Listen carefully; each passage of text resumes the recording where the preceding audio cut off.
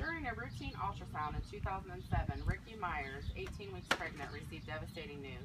The ultrasound revealed that her baby had a serious heart defect, hypoplastic left heart syndrome.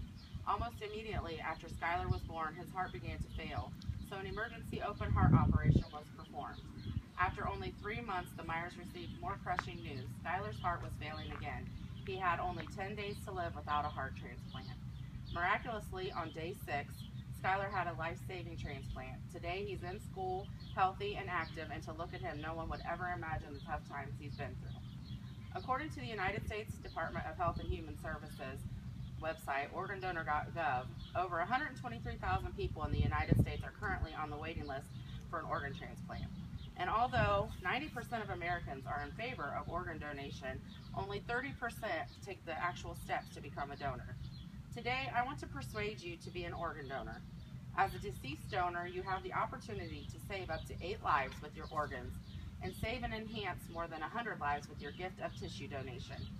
We are going to explore what organs and tissues can be used from donors, the myths versus the facts about organ donation, and the process of becoming an organ donor. The organs that can be used are your heart, which can help with heart failure and babies born with birth defects. The liver, which can be used to treat cirrhosis or liver cancer. The lungs help people with cystic fibrosis, COPD, and emphysema. The kidneys can be used to help people with chronic end-stage renal disease. The pancreas can be used to help insulin-dependent type 1 diabetes patients.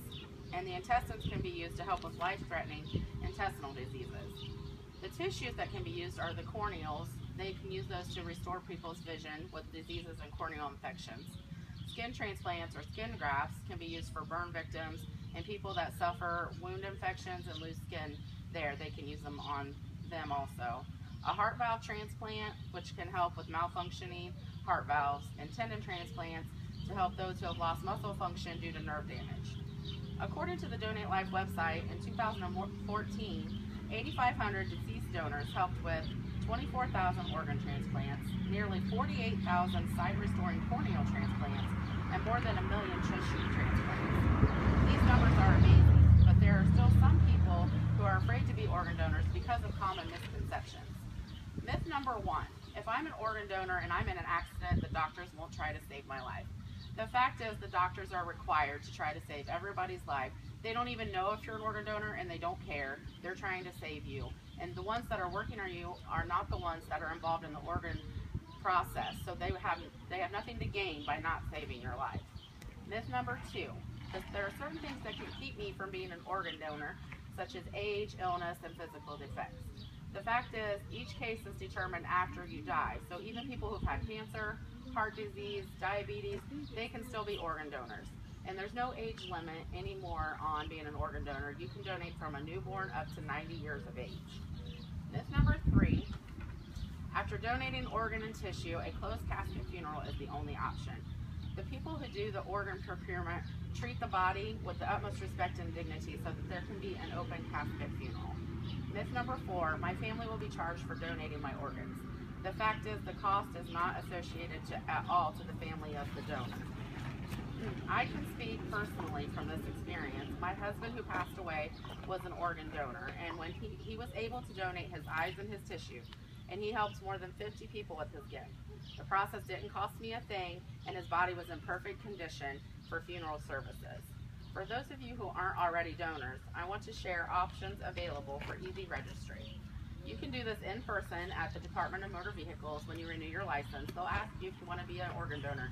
You just say yes. You can also do this online at Ohio Donor Registry website. And you must have a valid driver's license or state ID to do that.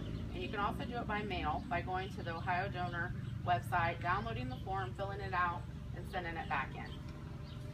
In conclusion, today, I have to be honest, I was one of the people who believed those myths. I also have diabetes, so I thought I wouldn't qualify as a donor. When my husband passed away, I didn't realize he was a donor. And although he was registered, they needed my consent. I am proud of my husband for giving back to the people in need. It wasn't until a candlelight service for organ donors and recipients that I witnessed the impact that donors have on people's lives. Merriam-Webster Dictionary defines a hero as a person who is admired for great or brave acts and fine qualities. one who shows great courage. In my opinion, this describes all donors. They have brave and courageous and become heroes to so many people. Once a deceased donor, one deceased donor can save up to 8 lives through organ donation and can save and enhance more than 100 lives through the gift of tissue donation. Chuck Palahniuk wrote, "We all die. The goal isn't to live forever. The goal is to create something that will. What will you leave behind? Won't you choose to leave a gift of yourself to carry on once you're gone? I'm asking you to donate life. Please register to be somebody's hero today."